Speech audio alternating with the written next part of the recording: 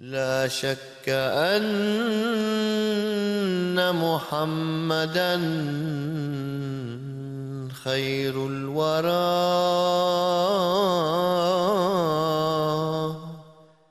ريق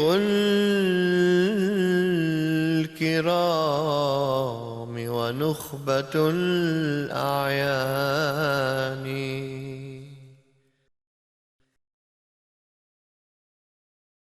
أشهد أن لا إله إلا الله وحده لا شريك له وأشهد أن محمدًا عبده ورسوله. أما بعد فأعوذ بالله من الشيطان الرجيم. بسم الله الرحمن الرحيم. اللهم صل على محمد وعلى آل محمد كما صليت على إبراهيم وعلى آل إبراهيم إنك حميد مجيد. اللهم بارك على محمد وعلى آل محمد كما باركت على إبراهيم وعلى آل إبراهيم إنك حميد مجيد. السلام عليكم ورحمة الله وبركاته.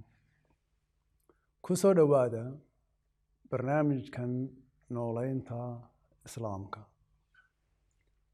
برنامج شدي هوري وحان كغسو هذا اللي إن قفا كسو بيرا جماعة أحمدية وبيعو لقلو أما أحد لقلو خليف كهوغان كجماعة مركاحية أحد جاس أو طبعا شردي أو دمان تدكو صليصا كتاب كقرآن يسونها النبي محمد صلى الله عليه وسلم. وحن هروق سو هذا اللي إن جماعة أحمدية كل سنتهاي نظامك بركيسا أي خلافة إن كل سنتهاي نظامك بركيسا أي خلافة وخليفة كل سن على منهاج النبوة وحير هذا راعي سوى النبي معناه يهي إن مهديه عليه السلام وها نبي alle idmay waxaana u daliil xadiis laga wariyay rasuulkeena Muhammad sallallahu alayhi wasallam oo uu inoo sheegay in aakhir zamanka khaliifadii islaamku soo noqon doonto. waa xadiis dheer qaybta mawduucan khusaysa waxa weeye rasuulkeena sallallahu alayhi wasallam uu yiri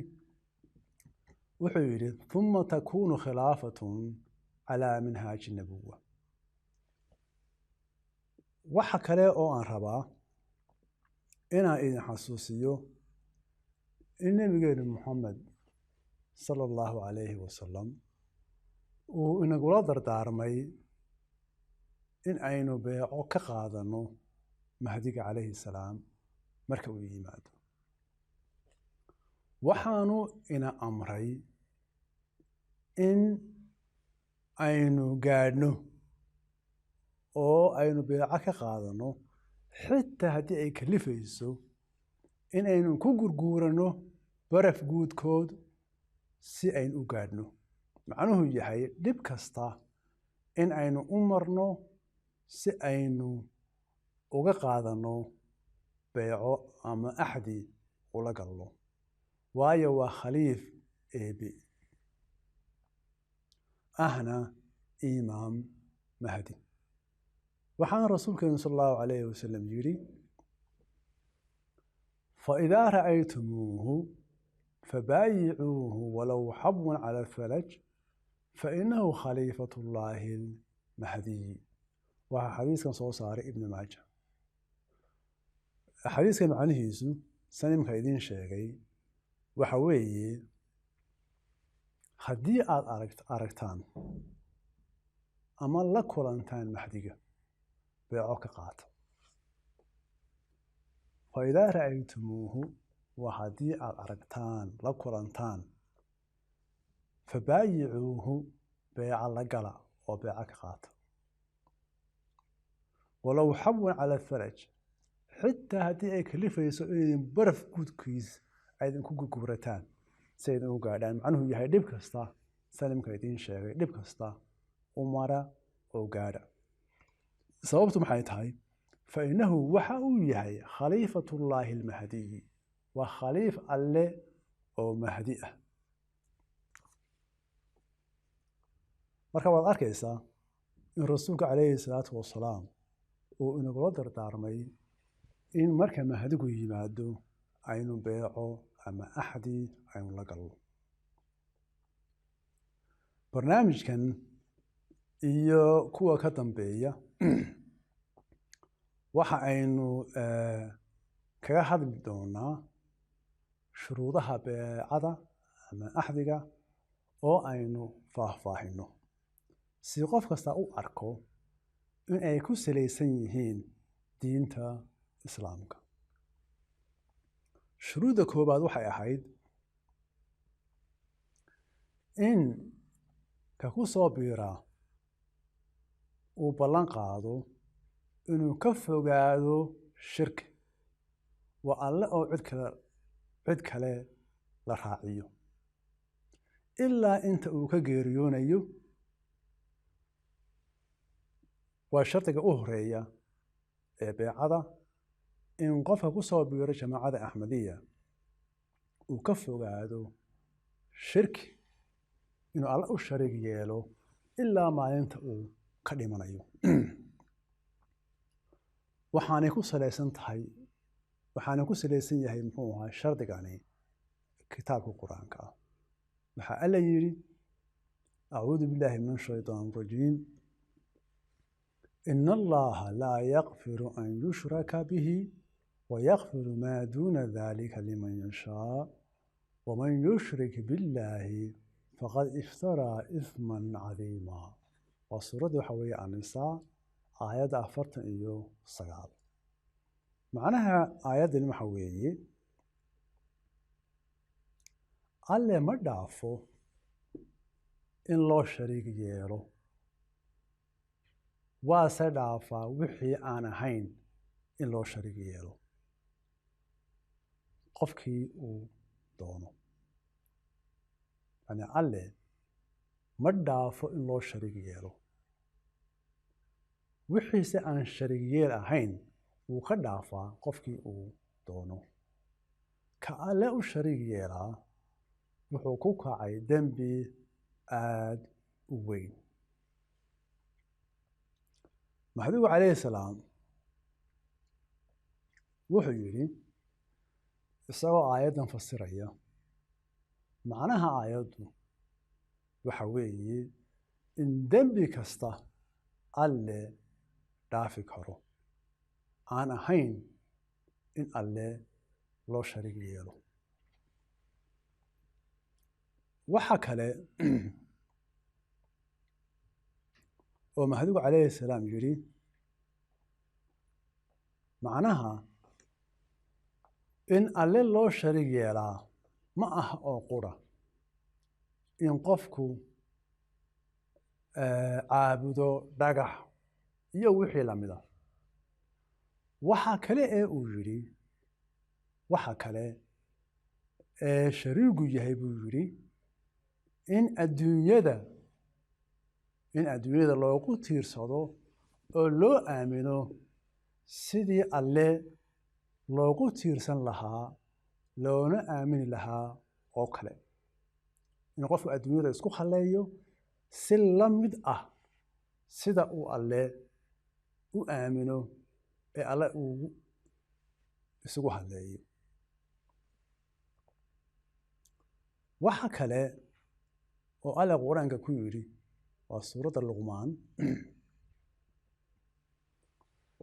acuudu billaahi min ashaytaan rajiim waid qaala luqmaanu liibnihi wahuwa yaciduhu yaa bunaya laa tushrik billaah ina ashirka ladulmun cadiim waa suuradda waxaa weeye luqmaan aayadda 14 macnaha aayaddan oo ah xusuuso markii luqmaan ku yidhi inankiisii isagoo la dardaarmaya inankaygiiow alle ha u shariig yeelin alle ha u shariig yeelin in alle loo shariig yeelaa waa dulmi aad u weyn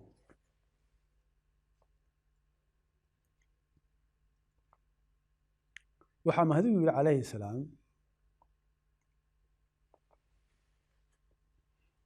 towxiidka ama in la qiro midnimada alle macnaheedu ma aha in qofku afka ka yidhaahdo laa ilaaha ila allah macnuhu yahay alle mooye ilaah kale ma jiro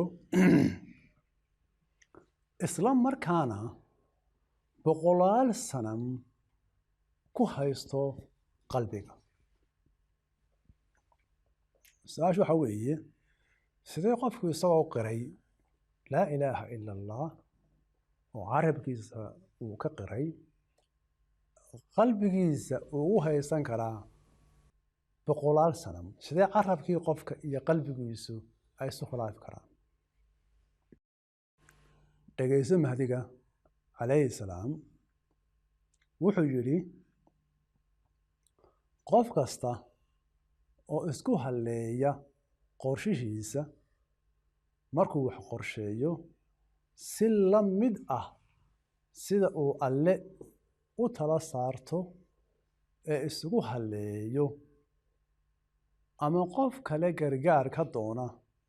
si la mid ah sida uu alle u baryo in alle u gargaaro ama naftiisa isku halleeya si la mid ah sida uu alle u tala saarto ee isugu halleeyo intan oo dhami waxa weeye in qofka ku sifoobaa xagga alle ka yahay qof sanam caabudaya sanamku ma aha oo qura kuwa laga sameeyo dahabka iyo macdanta ama dhagaxa waxaase weeye wax kasta erey kasta iyo ficil kasta oo loo qadariyo loona weyneeyo sida ay tahay in alle keliya loo qadariyo loona weyneeyo xusuusnow towxiidka ama midnimada alle ee alle ina amray in aynu qurno waa in aynu aaminno in cid alle wehelisaa aanay jirin oo alle ka nasahan yahay oo aan loo nisbayn karin inuu wehel kale leeyahay ama sanam ha noqdo ama qof ha noqdo ama qoraax ama dayax ama qofka naftiisa iyo qorshayntiisa wuxuu doona ha noqdo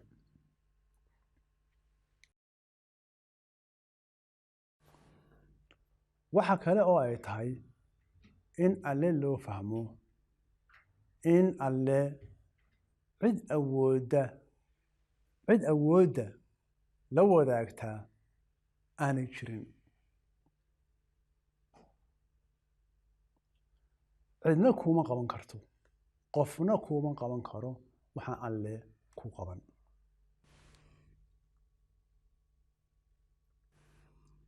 qofna aanad u qaadan inuu yahay ka wax ku siiya ama yahay ka sharafta bixiya waa inaanad qofna u qaadan inuu ku caawin karo towxiidku waxa kale oo uu yahay in qofku sida uu alle u jecel yahay aanu cid kale u jeclayn alle keli ah na caabudo alle keliya baryo wax ka sugo kana boqo waa inaanu cid kale baryin wax ka rajayn kana baqan fahamka towxiidka alle waa in uu yeesho 3 sifo ama 3 tilmaamood ta koowaad ta u horeysa waa midnimada alle macnuhu yahay in aad u aragto in adduunkan oo dhami aanu jiritaan lahayn ee uu ku jiro jiritaanka alle siiyey iyo in loo fahmo adduunyada wax dhimanaya oo aan lahayn waaritaan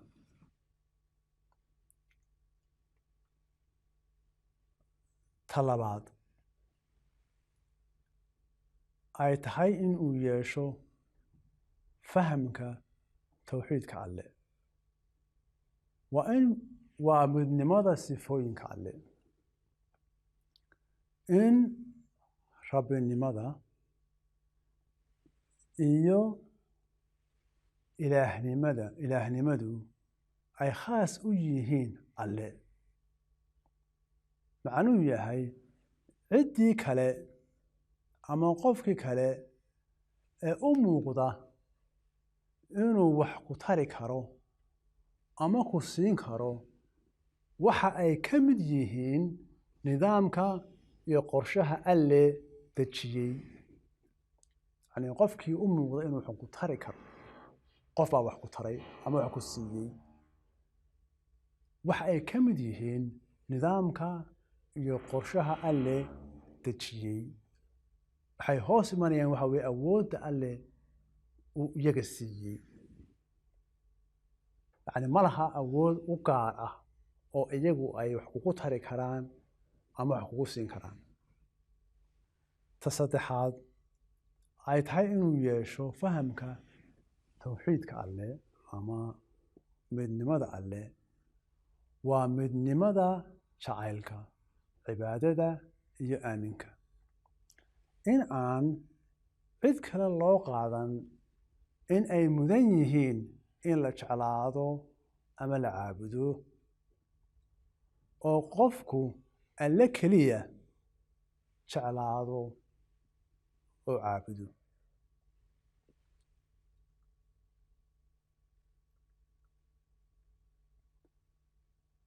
waxaa khaliifkii koowaad ee jamaacadda axmediya oo la yidhaahdo xadrat alxaaj xaafid nuuraddiin alla raaliha ka noqdee isagoo ka hadlaya midnimada alle waxa uu yidhi dadku way rumaysan yihiin in cid aan alle ahayni aanay wax abuurin in alle keliyii wax abuuro waxaa kaloo ay aaminsan yihiin ama rumaysan yihiin in nolosha iyo dhimashaduba ay gacanta alle ku jiraan oo wax kasta amarkiisa ku socdaan ku dhacaan wuxuu yidhi in kasta oo ay sidan rumaysan yihiin haddana qof iyaga oo kale ah ayay u sujuudaan been bay sheegaan oo weyneeyaan ka ay wax ka doonayaan ama wax ka rabaan halkay alle caabudi lahaayeen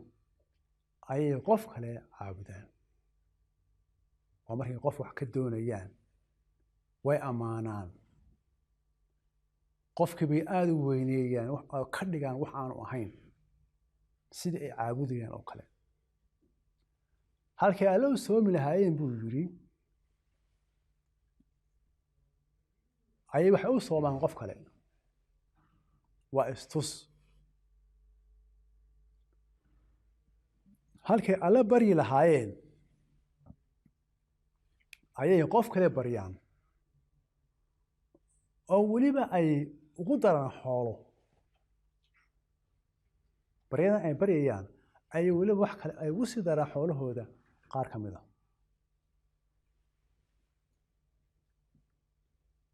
wuxuu yidhi in beentan oo dhan la raatiro ayaa alle u soo diray ama alle u idmay rasuulkeena Muxamed sala allahu calayhi wasalam waxaa dadka qaar aaminsan yihiin in nebi ciise calayhi salaam shimbiro abuuray ama dad dhintay soo nooleeyey miyaanaytay noqonayn in alle loo shariig yeelay markaad tidhaahdo qof kale oo bani aadana ayaa wax abuuri kara ama qof dhintay soo nooleyn kara miyaanay tanu ahayn in aad alle u shariig yeelayso waxay noqonaysaa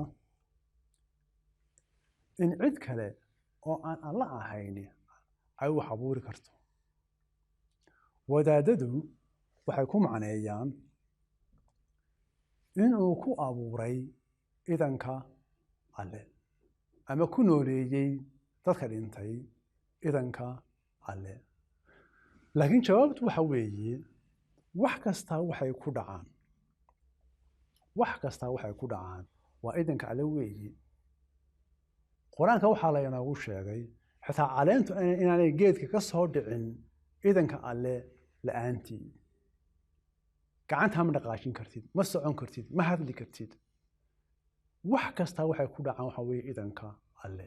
waxaan alle idmini ma dhacan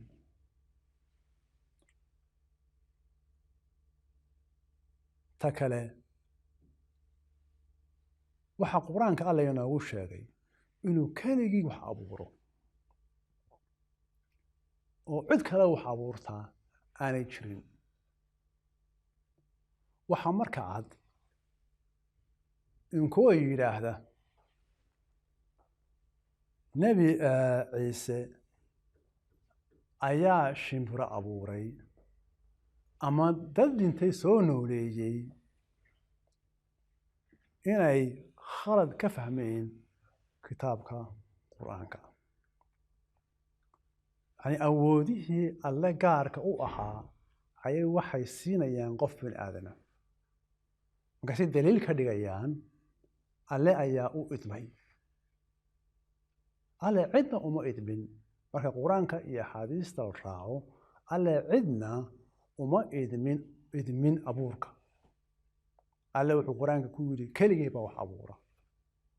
waxa adduunka jiro oo dhan ama xayawaan ha noqdo ama dad ha noqdo ama ha duulayo ama badda ha ku jiro wuxuu doono ha noqdo waxa adduunka jiro oo dhan ilaahay baa abuuray wax bini aadan abuuray kuma jiraan dhinaca kale ka eeg haddii aad tiraahdo nabi ciise ayaa shimbiro abuuray macnuhu waxa weeye ilan shimbiruhu uu abuuray intay uu abuuray markiiba may dhimane waxa weeye tarankoodii baa markaa wax ka jooga taranka shimbirihii uu abuuray nabi ciise ayaa markaa dunidan wax ka joogaa weeye macnuhu waxay noqonaysaa markaa shimbiraha aynu maanta aragno in qaarna uu ilaahay abuuray qaarna uu nabi ciise abuuray yani shirki alle loo sharig yeelo oo kaa ka weeyey ma jiro mase aha waxa ku soo arooray kitaabka qur-aanka waxa weeye wadaadada saa ku macneeyaan khalad idin ka fahmeen kitaabka qur-aanka cid aan alla ahayn oo wax abuurtaana ma jirto cid aan alla ahayn oo wax dishaana ma jirto cid aan alla ahayn oo wax soo nooleyn kartaana ma jirto waxaan filayaa inaad wax ka fahamteen shuruudaha lagu soo galo jamaacada axmediya kuwaas oo dhammaantood ku salaysan kitaabka qur-aanka ah iyo sunnaha rasuulkeena Muxamed sala allahu calayhi wasalam ujeeddada beecaduna ama axdiguna ay tahay in qofku toobad keeno, alle u toobad keeno, ka toobad keeno wixii uu dembi hore u galay, wixii dambana iska ilaaliyo. haddii alla ka dhigo barnaamijkan ka dambeeya ayaynu faahfaahinta shuruudaha beecada aynu sii wadi doonaa. wasalaamu calaykum waraxmatullaahi wabarakaatu. يا رب صل على نبيك دائما في هذه الدنيا وبعث ثاني.